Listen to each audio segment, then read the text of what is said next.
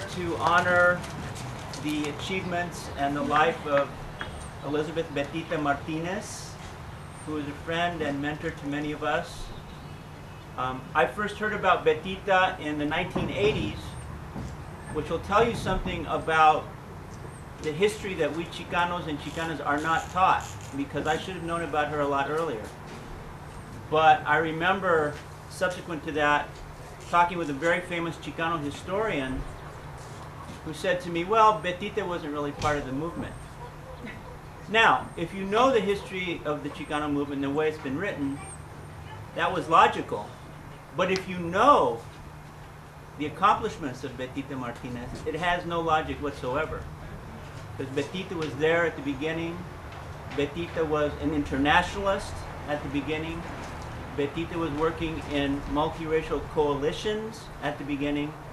And that didn't fit with a lot of Chicano nationalism at the time. So that's why I didn't hear about Betita until the 1980s. So since that time, I've had the great pleasure to know and travel with her. In 1999, I went with a delegation of Chicano scholars to Havana, and I had the privilege of walking the streets of Havana with Betita, who was still going strong even though her knees were killing her. And you have to try to fathom the depth of history in this woman's activism. Imagine walking into what is now called the Havana Libre, the old Hilton Hotel, with Betita, and she looks up at the staircase that winds down there, and she says, you know, when I was here in 1959, I remember seeing Che come down the stairway. You know, and it gives me chills to even talk about it now, but when I was there, it even gave me more chills. And from there, we walked to the university, and Betita told me about being on the Escalinata, the big stairway up to the University of Havana, seeing Fidel give a speech. And for those of us on the progressive side of the ledger, and there's not that, we may be the only ones left here in this meeting today. No, that's not true, but there's a few of us left. These experiences are very meaningful. So thank you all for coming. We've got a short program here before we have some entertainment. And please stay tuned for some excellent poetry. Let me introduce now someone that's well known to you. He's one of our most imaginative and brilliant intellectuals working today. When he moved to San Diego, a lot of us were excited to have him here, although I haven't really seen him very much. But as John Lennon says, he's got to be good looking because he's so hard to see. He's a hard man to find. But here he is, Mike Davis. Por favor, un aplauso.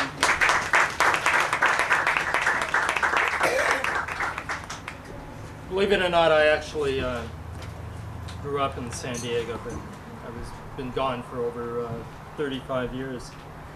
I met Betita Martinez in the fall of 1964 when I was 18 years old and on the staff of Students for Democratic Society in New York City.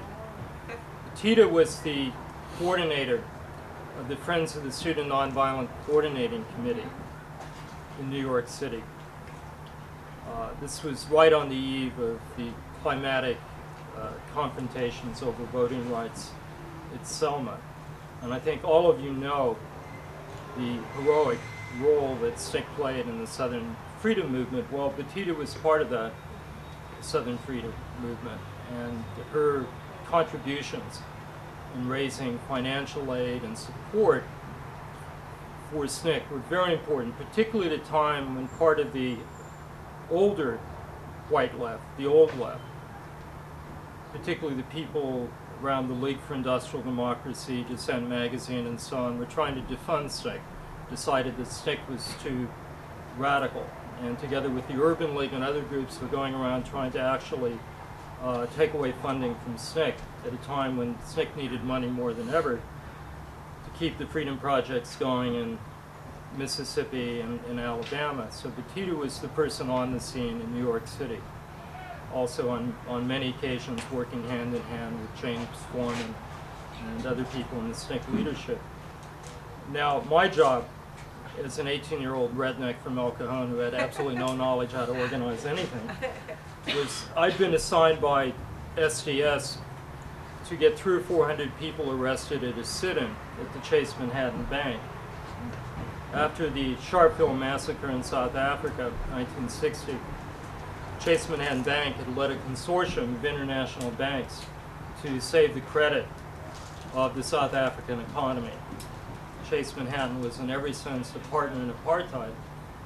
And SNCC and SDS had decided that it was time that the civil rights movement in the United States and the supporters of that movement began to express their solidarity and link up with freedom fighters in South Africa. So the idea was I was supposed to get 400 or 500 students to somehow get into the lobby at One Chase Manhattan Plaza, this giant skyscraper in Wall Street in New York, and somehow chain ourselves in and get arrested. Frankly, I had difficulty trying to figure out the subway map even how to get to Chase Plaza. Fortunately, Betita Martinez took me in hand. Together we went down and hung out and spied at the Chase Manhattan Bank. And she's the one who in fact largely designed and organized the demonstration in March of 1965. So I can claim that everything I know about how to get people arrested Betita Martinez has always continued to be one of my great heroes and one of the abiding influences in my life, as I know she's been in the lives of other people here today. And it's a great honor to be able to express in public my love and affection for Betita. As you know, the reason we're gathered here today is, don't count Betita out. Betita seems actually to be making a tremendous, recovery. And Betita's tough as nails. But Betita, as you all know, is a worker. She lives by giving lectures and writing books. And right now she's unable to lecture or earn her way. So we're here today to try and raise some money as a symbol of our love and affection for Betita. Thank you. Thank you everyone for coming. And as I was thinking about this event, I was thinking that it's so appropriate that this event is being held at the Media Arts Center, because for those of you who know Betita, you know that she's a master in the art of communication. Her newspaper, just print media alone, let's start with that. El Grito del Norte, a very important publication during the Chicano movement. 500 years of Chicano history, which she calls the Chicano yearbook, because every time you open it you see a primo or a cousin or a friend or something. It does serve as that. And then more recently her work with War Times. So she's kind of led the way in terms of learning how, or teaching us how to use media to get her larger message out. But I think even more importantly, Betita has served as a model for how to communicate with people. And as I've watched her over the years, and I've watched people and listened to people talk about Betita, there's not one event, demonstration, or anything that I've been to for the cause of social justice where her name doesn't inevitably come up. And I watch people talk about her, and everyone talks about Betita as though Betita was their best friend. And I said, aha, that's it. That's the secret. It's simple, yet very few people have a grasp of it. You treat people with respect. And so I have to say that Betita does not just talk politics, she lives her politics. She doesn't talk about democracy, she lives her democratic practice every day, all the time, in everyday conversations. And that's why she still continues to be so relevant to young people. And as I watch Betita interact with young people, I notice that she listens more than she talks. I'm learning that lesson. I'm not quite there yet. But anyway, it's something to shoot for as we move through time here. The other thing about Betita is her grounded feminism. You talk about Betita, you have to talk about her feminism. And I say grounded feminism because Betita asks us all to, first of all, recognize the abiding connections among and between all of us, while at the same time, we must celebrate and embrace our differences. And that's not easy, but her model, she serves as a model for all of us to know that it can be done. It must be done. And finally, I want to say probably the greatest gift, the lesson that Betita has given me, is that she reminds me that laughter and joy are key organizing tools. key organizing tools. And as we all move towards dark days ahead, I think, not to be cynical, I've been hanging around with Gail too long. So, but I mean, it's really important that we keep our sense of humor intact. And Betita, just like Emma Goldman, would not want to be part of any revolution that would not allow her to dance, sing, eat, or drink, for that matter. Yeah. So thank you for that, Betita. Thank you for your model. We love you dearly. And this is really the last thing I'm going to say. But you know, we say that this event is for Betita, but really this event is for her daughter, who has the very difficult task of trying to keep Betita indoors. Oh, God. And also her Bay Area friends. It's been very, very difficult. So hopefully this money and our efforts here today will help to relieve some of their burden too. So thank you for coming, and we love you, Betita. I've also been asked to have the privilege of thanking everyone here. So this is the closest I'm ever going to get to the Academy Award. So you know, don't turn off the red light. Don't turn on the. Okay. Media Arts Center, Ethan Van, where are you? Ethan Van Thilo, thank you. Bill Caballero Verde, Latin Jazz Band, where's Bill? I think I saw him here. Chicano Perk, Ilde and Renee. Mark Day Productions. Mark is doing the video here. He's going to edit a video greeting card for Betita. And so after the entertainment, or even during the entertainment, if you'd like to meet with Mark and send a greeting to Betita, we'll put together a little greeting for her. I'd like to thank people who are in the committee. Raise your hand. I know you don't want to do that. Sabrina Santiago, who was sort of the linchpin in all of this. I want to thank her for that. Where'd she go? Alessandra Montezuma for opening her home to us, and she's going to thank the artist. Gail Perez, Misha,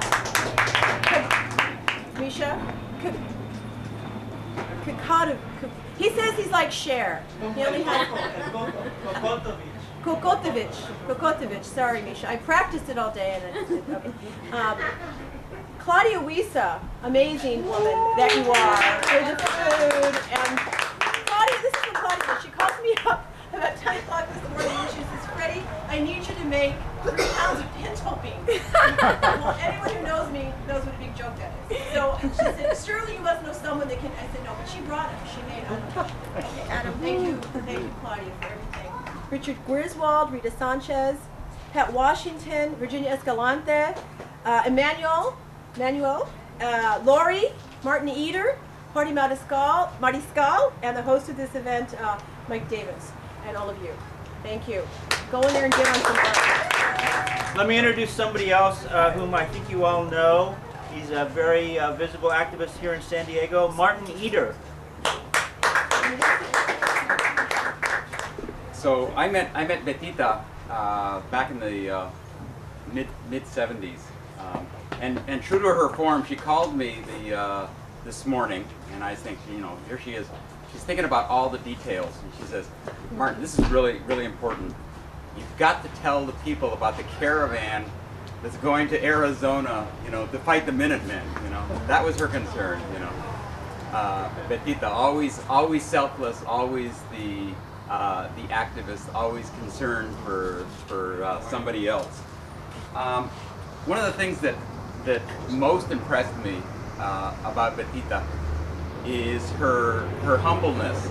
I lived in Colorado and used to work on these kind of underground press, you know, the local little rag that you put together in the basement, and we would exchange papers with the great speckled bird of Atlanta, and lo and behold comes this paper, El Grito del Norte, out of Albuquerque, that was one of the most beautifully produced, well-written, internationalist, photographically stunning publications coming out of New Mexico, of all places, centered out of the Chicano liberation struggle, and in solidarity with the liberation struggles not only of the rest of Latin America, but of Africa, of Vietnam, of China, and all. And I got in my car after making a few calls and drove 8 hours down to Albuquerque after work one Friday, and was greeted by Betita and a whole series of people from the Chicano Communications Center. What was most extraordinary about these were all brown berets, you know, from 17 to 24 plus Betita. And she was somebody who could work with and communicate with youth, and still to this day has a magnetism, you know, fits in with young people as if, you know, it was her age set, her peers. I visited her several times, or visited the Chicano Communication Center, and I saw when 500 years of Chicano history was being laid out on light tables. The Chicano Communication Center, you know, the rest of us had organizations that, you know, never met in the same place twice, you know, during the year. They were organized. They had a location. It was stunning. I mean, they must have known something about grants. We've never even heard of grants, you know, other than the land grants. And you know, it was a long time later that I realized the degree to which she was the glue, the motivator. She allowed the Chicano movement to develop in extraordinary ways in there. And she came up and she stayed at our house, and true to Betita's form, you know, she and others slept on the sofas and on the beds, and you know, that was her, and she still lives that way. She lives the life of a humble servant to the people. But besides that, and the last thing I want to say is, you know, few people recognize the depth of her commitment to building unity on the left. She was always a unifying force, and that made her, at a certain point in her life, a target of certain parts of the Chicano movement. And I won't mention names, but at times she got some very, very harsh treatment. You know, now at this point everybody loves her, but she endured, you know, a good deal of grief, not only from nationalists, but also, you know, from the left, you know, that she helped develop. And she has spent her life as a committed revolutionary socialist, wanting to see, you know, a new working class party. And to this day, she walks and talks and breathes this desire that we overcome this system. And she has a great vision, you know, for what it could be different. So, you know, we all love and honor you, Betita. Que viva Betita! Que viva! As many of you know, amongst all the other things that Betita has done, she briefly edited a poetry review in solidarity with the Cuban Revolution. This is in the early 1960s, a journal called Palante. And so today we're happy to welcome a very new and very promising and very brilliant young poet who's going to give you a few of her rhymes to make us feel what it's like to be in the struggle today as a young person. So please help me welcome Elide Arroyo.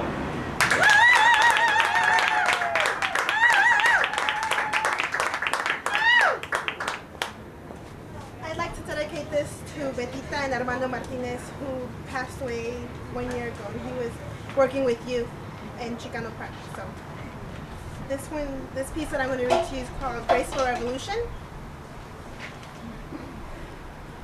I come from a chain connected by indios and campesinos, a chain connected by cement and iron bars. I come from a home disunited by the Creator for a purpose. I come from Che, from Cesar, from Bert, from Betita, from all of the beautiful women and beautiful men, children of the Creator, children of the corn, that paved the way for me to be here in front of you all. I come from years of ballet in my childhood, tiptoeing atop highly glossed floors of imperfection, staring at myself in the mirror, only to recognize my mistakes. I come from sand between my toes and rocks on the soles of my feet. I walk feet bare, My hair finally emancipated from the tight constricted bun. That tight constricted bun which this country laid upon my family, because after 10 years plus 10 plus 10 plus 2 that my mother has been here, she still has no damn papers. So I took that bun out, and I am free. And now I come from a new, I come from a now, I come from the true I am. I stare at myself in the mirror in present time, only to appreciate my rarity and comprehend my complexity, my true inner complexity. The luminance no longer comes from the theater lights. It comes from within. You see, I and you and all of us, we are the people that are truly radiant. I wanted Maggie to stand here as I say hi to Betita and to say hi to all of you and thank you all for being here. Because we know Betita as a friend who comes home with us when she's in San Diego and who talks revolution around the table. But more importantly, we know her as a friend who knows how to talk through pain. I am a coward when it comes to dealing with grief. I'm the biggest chicken in the world. And so when Maggie's mom died, I did not know what to do. I didn't know how to care for her or any of that. And Betita happened to be staying with us when Maggie was grieving for her mom. And it was phenomenal. She was phenomenal. They talked about Betita's mom and Maggie's mom. Oh, you finish. Betita was really there for me in a way that only a mother could be. Yeah. And a daughter could be, and a sister could be. She wasn't afraid to talk about the hurt and the loss and the depth of that, and she wasn't afraid to be there solidly with me. Betita, thank you so much. Thank you. I'll never forget it. I'll never forget all the lessons you've taught me, but I certainly would never forget how you care for my girl. Thank you. Thank you. Hola, soy Pablo Aslana Acevedo, and I just want to say, Betita, she is a mother to us all. She is a woman that has come with the creativeness, with vision of life. De colores means all of us. We are all different colors, blending, connected, black, white, red, brown. She takes a frown upside down and brings joy in our heart.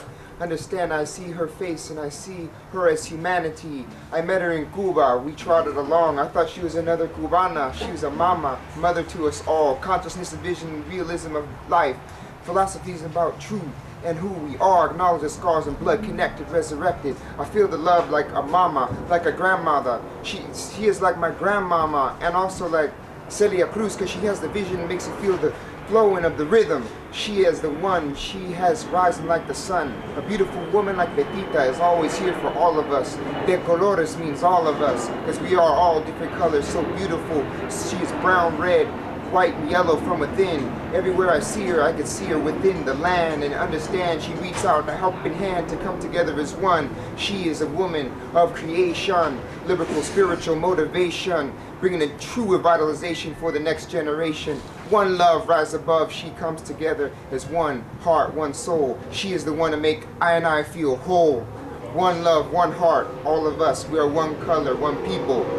Cha, love, Betita, one love. Okay, that ends this part of the program. Y Betita, te queremos mucho.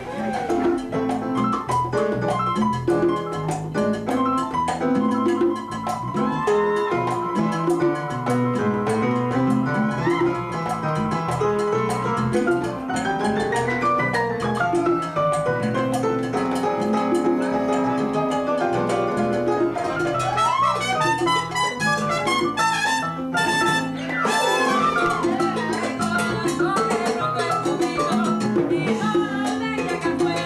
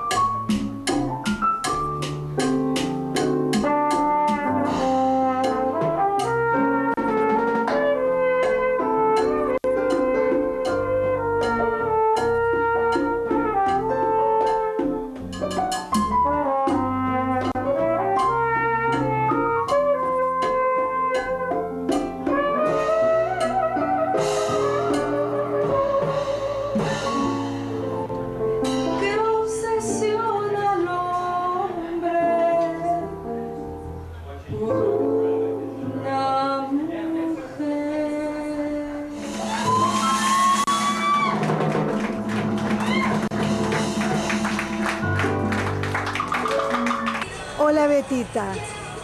Me recuerda, ¿verdad, Cecilia Uvilla de Chile? Estoy aquí pensando en ti y quiero que te cuides y que te cuides mucho porque te necesitamos. Cada día que puedo, cuando el tiempo me lo permite, escucho la música sobre Chile, todo ese DVD tan precioso que me mandaste. Acabamos de ver la video y tu mensaje. Mujer, tú eres de acero, eres la hermana más fuerte que tenemos, porque con todas las malas rachas que has tenido, estás entera. Eso es lo que define a una mujer, enfrentarse a todos los horrores y luego seguir bien, seguir creyendo y seguir inspirando a la gente. Y tú lo haces todos los días, ¿ok? Nomás quiero decirte que aquí he estado, mira, me queda poquito del vaso porque he estado tomando en honor tuyo. Y aquí estoy, no borrachita, sé lo que estáis diciendo. Te doy un abrazo y un beso muy grande. Voy a estar en San Francisco pronto y de seguro te voy a pasar a visitar. Cuídate, te quiero mucho, mucho, mucho. Okay, you tell Betita something. Tell Betita that you love her and that you hope she gets well. Over there. Hi, Betita. Hi. Hi. Hi. I love you very much. And we're gonna see you soon. And we're gonna see you soon. We see you in August, Betita. We'll see you in August. Betita. Right there. And we want to see Sochi. We want to see Chachi. We want to play with Sochi very much. We want to play Chachi very much. And what did you do today?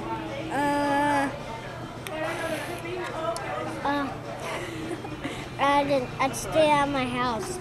What did you do here for Betita?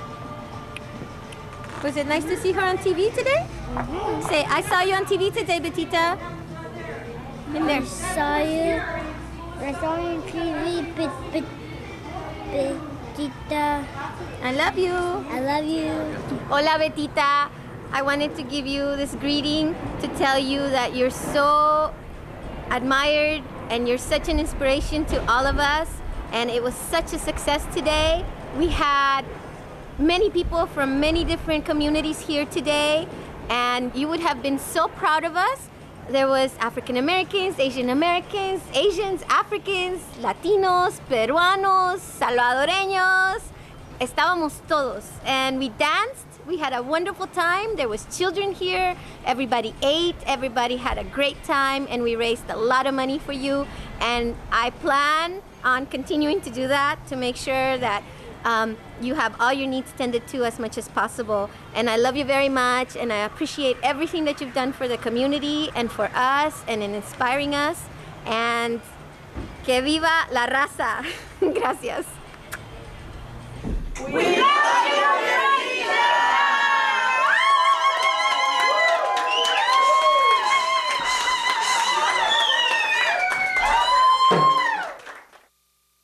Okay.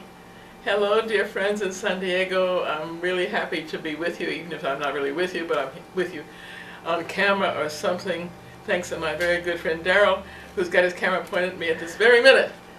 But all of you have been are just wonderful to do this, and I have to especially thank Alessandra, Freddie, Richard, Martine, and I don't know who else is there, but many, many thanks to all of you. It's really so great of you to do this for me, and I'm really going to be using the help a lot. In terms of my health, well, I could be worse off, everybody says. I'm not doing too badly. My vision is kind of messy.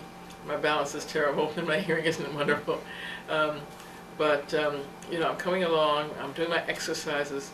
I'm taking a massive amount of medication to lower my blood pressure, because that's the big struggle, is to get the blood pressure down. And let me tell you, all of you right now, get your blood pressure down, whatever else you do, because that's the cause of strokes, heart attacks, and all sorts of horrible things. So that's my little medical word for you for today. But as I said, I'm really so grateful to you for doing this. And I was thinking about it, you know, many people have been helping from all over, including a friend in Japan.